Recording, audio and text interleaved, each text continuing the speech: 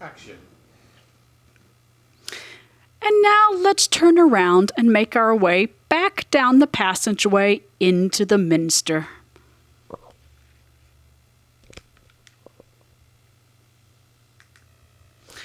Here we are at the crossing again. Let's keep going into the nave.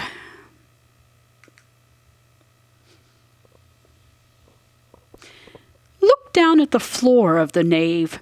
Do you see the lines? Find one of those lines and walk along it and follow it until you come to the pillars. And once you get to the pillar, feel free to stop. It doesn't matter if you stay on this side, or you could go to the other side.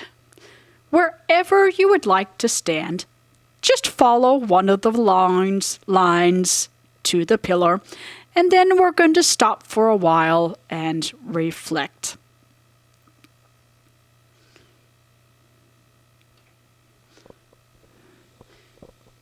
We are here in what's called the sanctuary, the safe space where we can be alone with God. Now, for this segment, I'm going to begin by sharing a Bible verse with you. Let's take a look at Psalm 18, starting with verse 16. Now, in the first half of this psalm, the psalmist, David, had talked about how his enemies overwhelmed him until God intervened from on high and came down and saved him. So picking it up with verse 16. He sent from above, he took me, he drew me out of many waters. He delivered me from my strong enemy, from those who hated me, for they were too strong for me. They confronted me in the day of my calamity, but the Lord was my support. He also brought me out into a broad place. He delivered me because he delighted in me. That word, broad, in some translations you'll see wide or spacious. He also brought me out into a wide place, a spacious place. The Hebrew word literally means wide or spacious, open like a field, but can also be used metaphorically to mean welfare, peace, liberty. He also brought me out into a wide, spacious, broad place. He delivered me because he delighted in me. The Lord has brought you here today into his sanctuary, into his presence, because he delights in you. Because he loves you, no matter what's in your past, no matter what other people did to you, no matter if you feel soiled or tossed aside or used up, no matter. The Lord loves you. The Lord delights in you. Remember that image from Isaiah that we had at the beginning. Even mothers can turn against their children, but the Lord does not. The Lord always loves you. And in fact, I'm just going to turn over to Psalm 27. And I'm just going to read this whole psalm because it's just so lovely, so bear with me. The Lord is my light and my salvation. Whom shall I fear? The Lord is the strength of my life. Of whom shall I be afraid?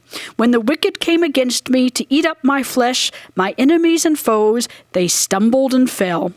Though an army should encamp against me, my heart shall not fear. Though war should rise against me, in this I will be confident. One thing I have desired of the Lord, that will I seek, that I may dwell in the house of the Lord all the days of my life, to behold the beauty of the Lord, and to inquire in his temple. For in the time of trouble he shall hide me in his pavilion. In the secret place of his tabernacle he shall hide me. He shall set me high upon a rock. And now my head shall be lifted up above my enemies all around me. Therefore I will offer sacrifices of joy in his tabernacle. I will sing, yes, I will sing praises to the Lord. Hear, O Lord, when I cry with my voice. Have mercy also upon me, and answer me. When you said, seek my face, my heart said to you, your face, Lord, I will seek. Do not hide your face from me. Do not turn your servant away in anger. You have been my help. Do not leave me nor forsake me, O God of my salvation. When my father and my mother forsake me, then the Lord will take care of me. Teach me your way, O Lord, and lead me in a smooth path because of my enemies. Do not deliver me to the will of my adversaries. For false witnesses have risen against me, and such as breathe out violence. I would have lost heart, unless I had believed that I would see the goodness of the Lord in the land of the living. Wait on the Lord, be of good courage, and he shall strengthen your heart. Wait, I say, on the Lord. One thing I have desired, Lord, and I'm going back and repeating a verse now because I want to emphasize this. One thing I have desired of the Lord, that I will seek, that I may dwell in the house of the Lord all the days of my life, to behold the beauty of the Lord, and to inquire in his temple. It's okay to ask questions. It's okay to ask questions, even of God, even in this space. Feel free to talk to God and ask him if you need to. And verse 10, when my father and my mother forsake me, then the Lord will take care of me. No matter what happened, even if your own family turned their backs against you, the Lord will be your father and mother. The Lord will be your parent. I'm going to sing a hymn for you now. And let's reflect on what we've just heard.